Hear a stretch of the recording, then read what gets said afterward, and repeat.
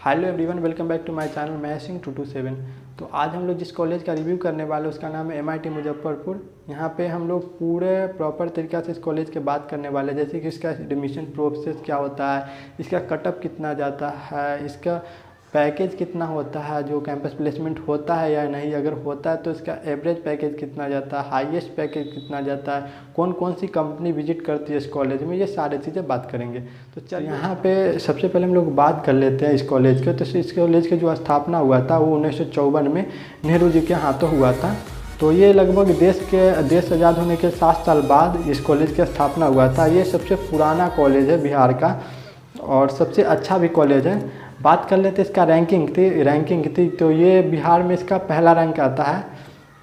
और बात कर लेते इसका ब्रांच की, तो इसमें लगभग 6 ब्रांचों की पढ़ाई इसमें कराई जाती है, जिसमें आपका शामिल है सिविल इंजीनियरिंग, जिसमें 63 सीट पे इसकी पढ़ाई होती है। और सेकेंड बात कर लेते तो मैकेनिकल इंजीनियरिंग, इसमें भी 63 सीट पे पढ़ाई होती है।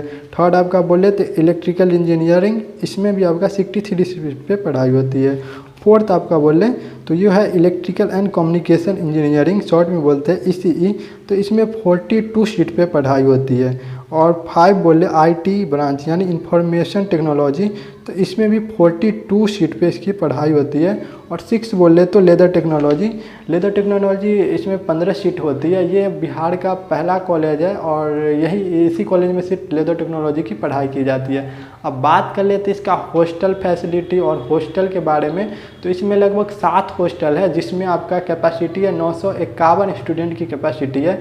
और इसका जो गर्ल्स के लिए एक हॉस्टल है, तो उसमें लगभग 102 गर्ल्स रह सकती है, 102 कैपेसिटी है गर्ल्स की।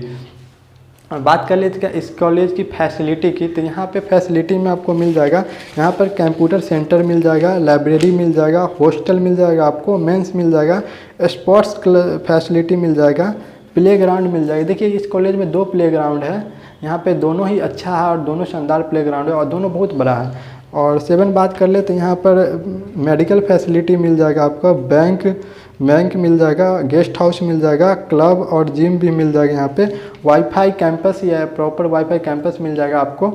और यहाँ पे ऑडिटोरियम भी मिल जाएगा। अब बात कर लेते हैं यहाँ पे अदर क्लब के बारे में।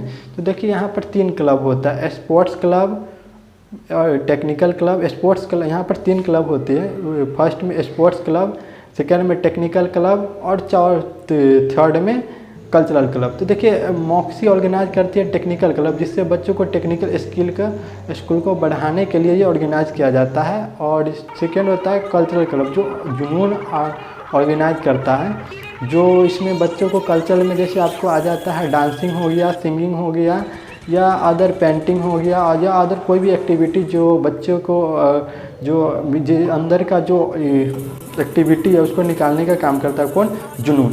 तो यहाँ पे थर्ड आपके आ जाता है स्पोर्ट्स क्लब। तो इसमें जैसे स्पोर्ट्स जितना खेल कूद से रिलेटेड है, ये खेल कूद से मतलब खेल अंदर की एक्टिविटी निकाला जाता है। खेल कूद से बड़ा आपको बैडमिंटन में तो बैडमिंटन खेल में पार्टिसिपेट कर सकते हैं, क्रिकेट में, फुटबॉल में, वॉलीबॉल और बहुत सारा खेल में पार्टिसिपेट कर सकते हैं आप। तो ये हो गया स्पोर्ट्स क्लब के बारे में।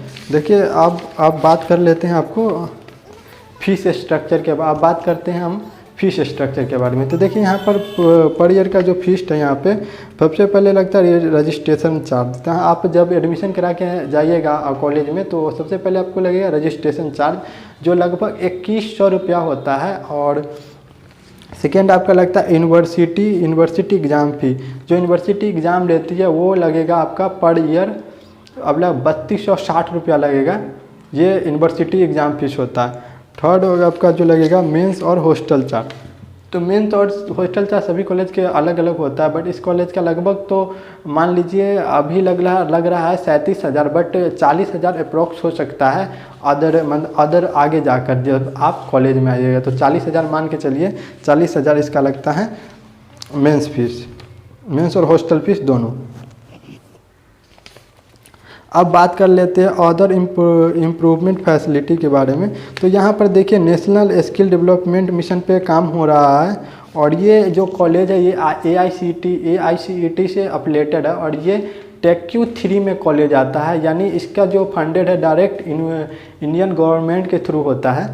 और अदर बात के लिए एडमिशन प्रोसेस के बारे में, तो देखिए इसका जो एडमिशन प्रोसेस है वो जेईई मेंस के रैंक पे आधार पे होता है इसका एडमिशन। पहले इसका बीसीईसी जो बोर्ड थी वो खुद इसका एग्ज़ाम कंडक्ट कर रही है, बट 2019 से इसका जो एडमिशन प्रोसेस हो गया है वो जेईई मेंस के रैंक के आधार पर हो गया है।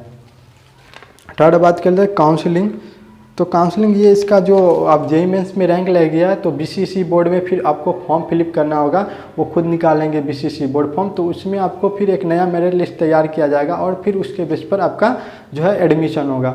तो आप ये हमसे अब जानने की कोशिश कर रहे होंगे कि भैया ये बता दो कि हम कितना परसेंटाइल लाए जो हम इस कॉलेज में सिक्योर हो जाए कि मेरा एडमिशन एमआईटी में हो जाए।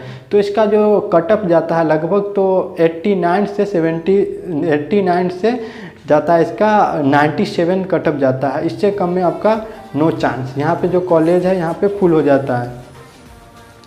तो ये हो गया इसका कटअप। अब बात कर लेते हैं प्लेसमेंट की।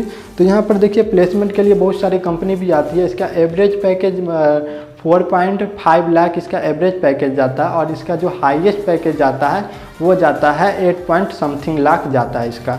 तो इसका बात कर लेते हैं इसको कौन कौन सी कंपनी को बात कर लेते हैं यहाँ पर कौन कौन सी कंपनी आती है इस कॉलेज में। तो देखिए यहाँ पर जो फर्स्ट कंपनी आती है यहाँ पे वो है विप्रो आती है, यहाँ पे टाटा मोटर आती है, यहाँ पे यहाँ पे सैमसंग आती है, HCL टेक्नोलॉजी आती है, इंडियन ऑयल आती है, IBM आती है, LPA आती है। तो ये सारे और बहुत सारे कंपनी यहाँ पे आती है इस कॉलेज में। तो यही सब है। अगर इस कॉलेज से रिलेटेड और भी जानकारी चाहिए और भी कॉलेज का रिव्यू चाहिए तो प्लीज़ मेरे चैनल को सब्सक्राइब कर दीजिए। और यहाँ पे बीसीईसी से रिलेटेड जितना भी न्यूज़ है बिहार इंजीनियरिंग से रिलेटेड आपको यहाँ पर सारा प्रॉपर तरीक़ा से मिल जाएगा। तो thanks for watching this video.